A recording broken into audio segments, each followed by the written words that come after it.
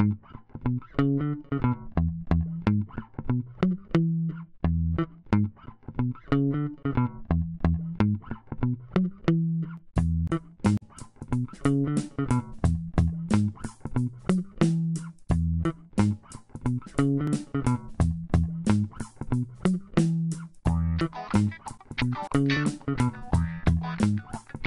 Ann Luce, and I am the director of BrightWater Montessori School and BrightWater Elementary.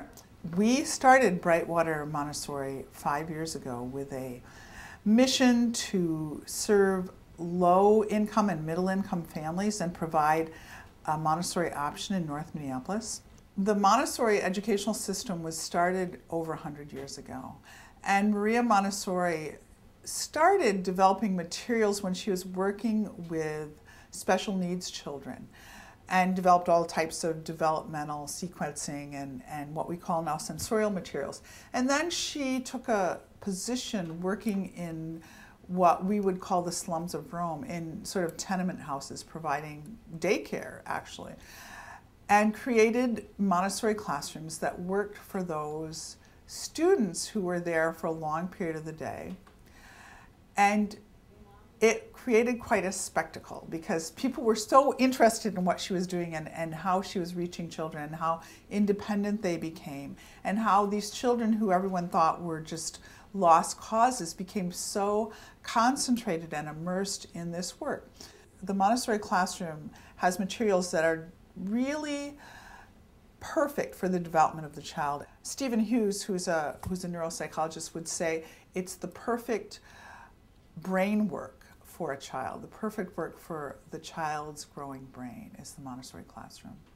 The Montessori philosophy of going at a child's speed and providing a variety of experiences for them, a variety of learning from them that they can take when they want. You know, maybe they're not ready to learn number symbols and quantities, but maybe they are interested in really learning the 7 continents, you know. And I liked watching how the children, when guided correctly, they just move about in the classroom in a way that is so, it's so surprising. You know, you give them the structure and they know what to do with it.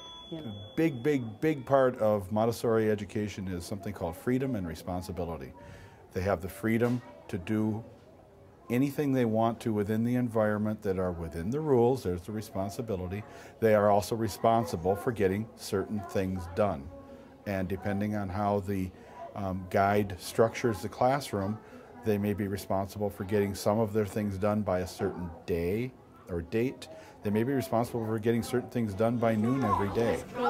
This is the verb symbol, this is the adjective symbol, and this is the noun symbol.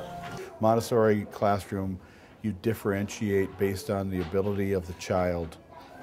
And you do some grouping, but you're grouping those children with other children that are of like ability, and then you also group them with children who are not of like ability to get stretching to go on, to get caring to go on, to get assisting to go on. All of that sort of stuff plays into the Montessori environment. Our preschool mission is celebrating diversity, respect, and passion for learning in an environment that respects and nurtures the whole child and educates them for life. This is a frilled lizard. This is a thorny devil. Does this one look like a thorny devil? No. No. No. Yes, that looks like a thorny devil. Can you find this green lizard? Where's the picture of the green lizard? That's right, it goes right there. There. It goes right there. And this is called a Gila monster. Where does this lizard go?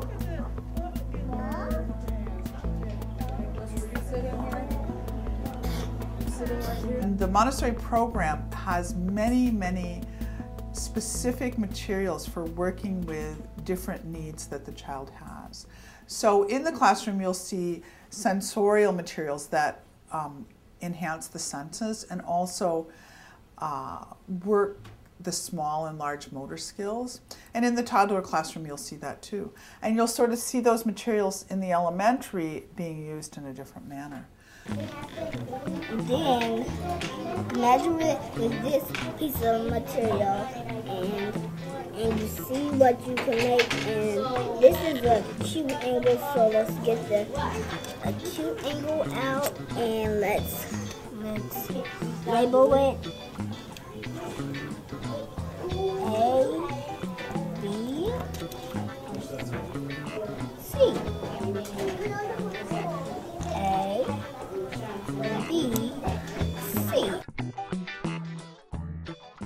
We in the Montessori world let the children learn at their own pace with a little bit of nudging from us. Math concepts are presented in a very concrete manner and then move to very abstract. And the math materials you'll see in the children's house and in the elementary.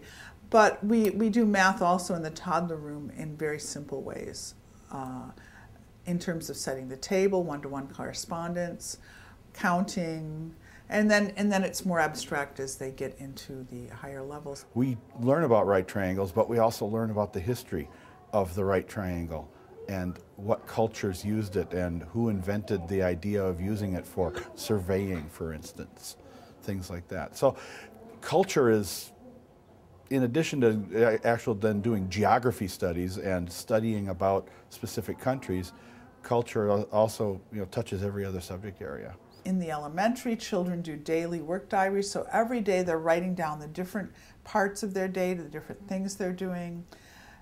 They're writing stories, they're writing poetry, they're doing a lot of creative work in terms of writing that enhances their reading. We don't have assigned seats in a Montessori classroom. We have tables, we have chairs, we have lots of open space on the floor. The children are free to do their work on the floor, on a table, in a chair. They, with permission, can leave the room to go to research in our library, to work in another classroom. There are all sorts of daily living or practical life materials that help in a variety of ways. They offer the child a way to transport their home situation to school, to learn how to prepare food, to take care of themselves, to dress themselves. And that activity enhances the child's independence, coordination. It helps them develop a way to problem solve because they do a series of activities to start the work and to end the work. It helps enhance their coordination because everything depends on small and large motor coordination. And the teachers give lessons on what we call grace and courtesy. So we have lessons on how to open the door, how to greet someone, but also how to just be a good citizen in your school. The fact that there is now a Montessori elementary program available in the public sector on the north side is huge. Because we live in such a diverse society, you want your children to be in an environment where they see children of different cultures and they're able to explore and learn about different cultures and appreciate those different cultures. About 6 years ago, Senator Robert Kierlin and the Hiawatha Education Foundation offered grants for a period of over 3 years to work and to create a program for low and middle income families. When I came in here and saw all of the different cultures and not only ethnicities, but just socioeconomic differences and education levels, and it was amazing. I love the environment. I love the energy of the school, the openness of the classroom. It was an environment where you knew that kids would be eager to learn in, would be invited to explore. You know, just to see how independent each individual was and how, you know, how they worked individually, I really liked that. And we've always wanted our children to be the type of child who is hungry to learn. And BrightWater fit that mold so perfectly. Our school in North Minneapolis provides a real, stable, calm, peaceful place for students.